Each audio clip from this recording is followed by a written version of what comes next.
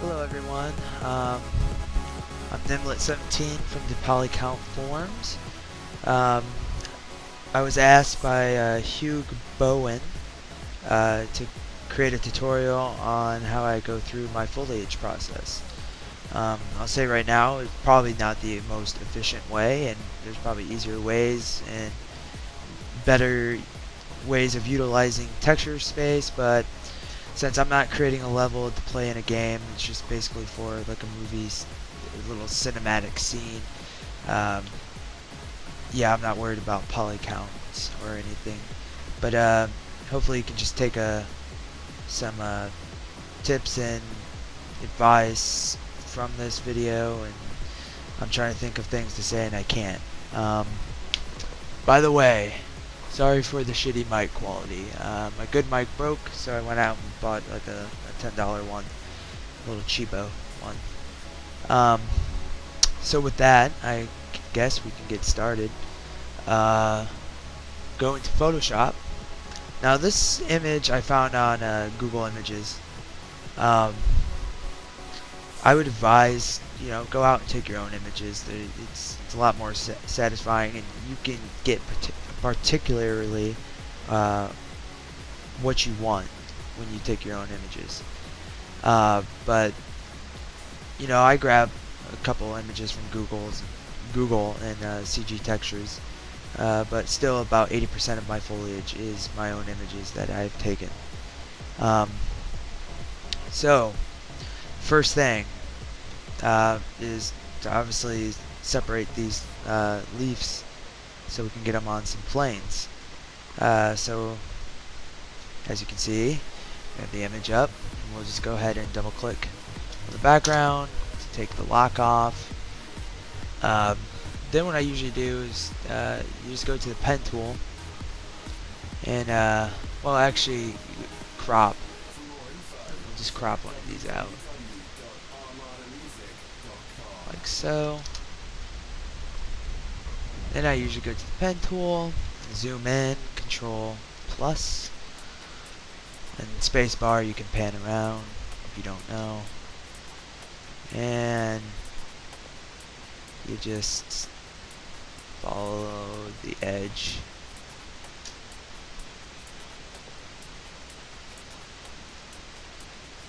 Of the leaf. Now I'm doing this quite fast. I would take my time a little more. Of course, you don't have to. This is a small foliage plant that is going to be easily overlooked at least when I have the camera flying through. So you don't need to get all crazy. And the bigger stuff you can, be more accurate about. Anyways, there we go. Connect that. So we have our outline. Control minus to zoom out. We'll go to paths. Now here's our work path.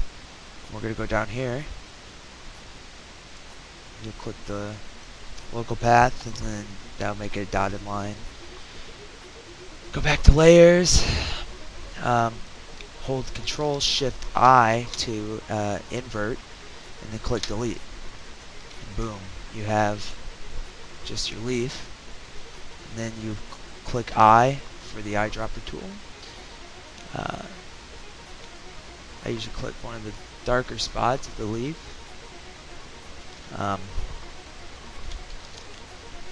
Control Shift N for a new layer.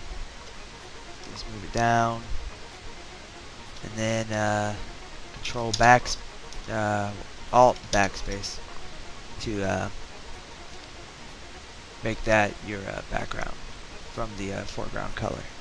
So there we go. I mean, we basically already have our diffuse map for our leaf for a plane. So what you can do is you just go in and you just save that as a targa. Save that as whatever you want. Then to get the alpha, you go back in, you select your work path from the Paths tab, you click and get the dotted line, By the way, I don't know what that's called, so I'm just saying you click right there, because I don't know what the hell that is. Then you go to select, save selection, just click OK, Control D to deselect, go to your channels, and boom, you got an alpha right there.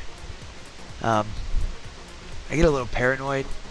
I don't know why that this alpha won't always work, so this is just something I do. I Control A to select all, Control C, Control N for a new canvas, OK, Control V, and there's my alpha. But when you do that, you have to make sure you go back up to mode and click RGB color, because it's going to be in grayscale, and if you save your target as a grayscale, UDK won't recognize it. And make sure also, something I didn't do is change the image size, so let's go back to RGB, flatten image size, and just go like 512 by 512, and yeah, it looks a little squished, but usually I just stretch that back out when I have the plane in 3D Studio Max. So same thing goes with here. Oh, that's another thing you can do, is you can select the alphas, select the RGB,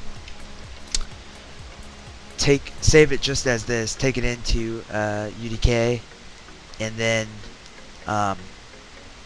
you just set it for the red channel in the for opacity, and that'll do the same thing. But I'm always paranoid that that doesn't work, so there's just something in my mind that tells me that I have to have a separate for the alpha mask.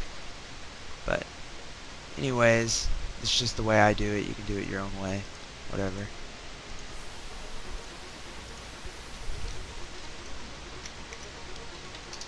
You can go smaller than 512. You could probably go 256.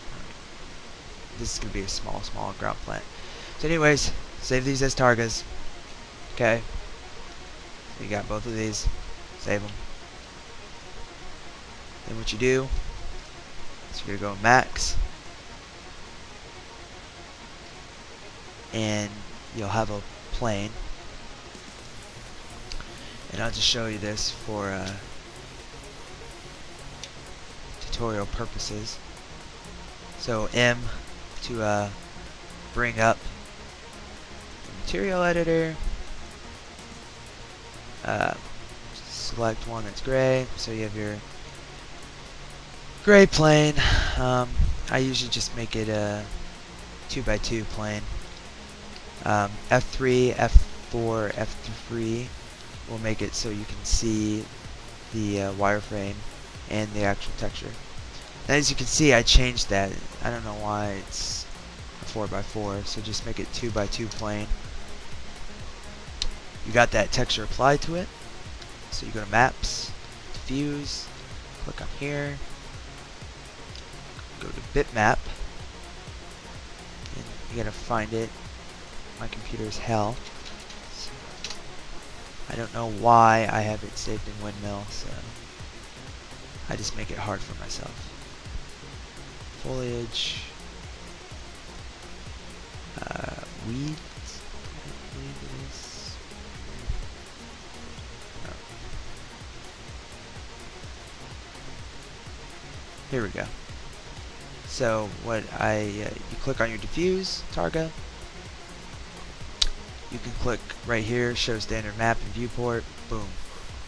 Of course, I already pre-stretched this out, so yours may look like this. You first do it.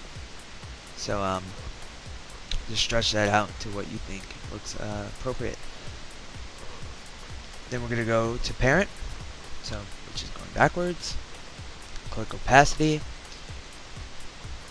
bitmap, and then read dead 1 alpha for me.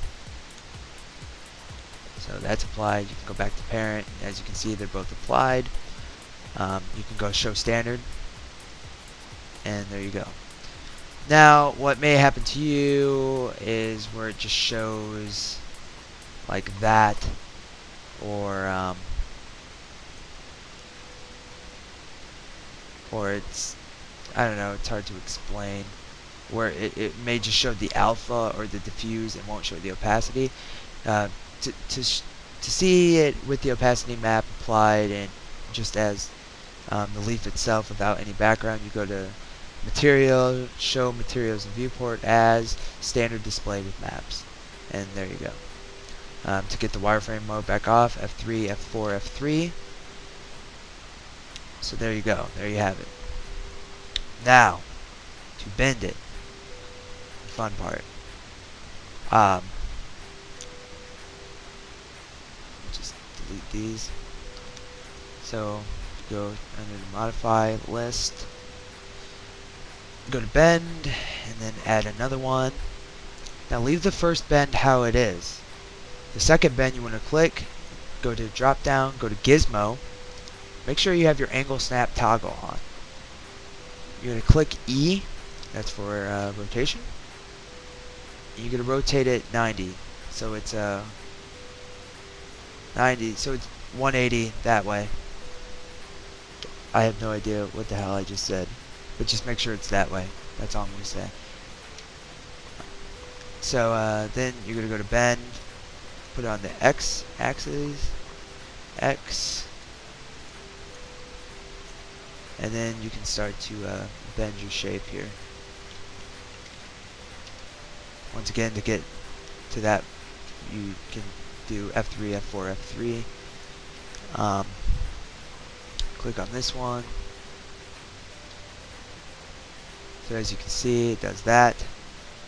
And then you can just rotate it up however you want.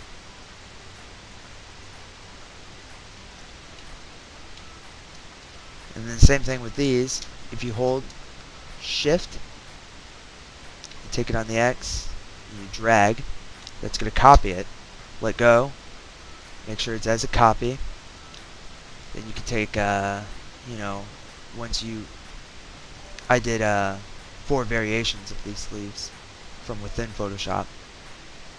So, you know, I did that whole process with 4 of these sleeves right here.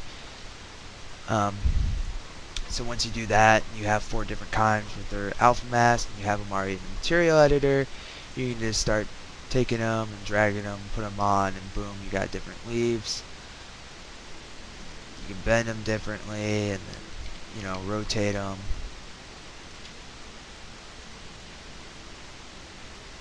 And as you can see, you can start shaping a plant. Basically, you just want to get it, and you go like that process until you get something like this right here. A little ground plant. By the way, if you're having this problem, where it's like this, you feel like your camera's going to go crazy, or your perspective, just click on one of these leaves, hit Z, Z for Canadians, and that'll make it revolve around that, so it's not going everywhere. But anyways, yeah, so as you can see, you just put them at different bends, different angles, F3, F4, F3, you see my planes, and from far away, it looks like that. So, the next part of the tutorial, I guess I can show you how you go from here, and exporting that into UDK, importing it, putting in your scene, blah blah blah, all that fun stuff. So, stay tuned for part 2.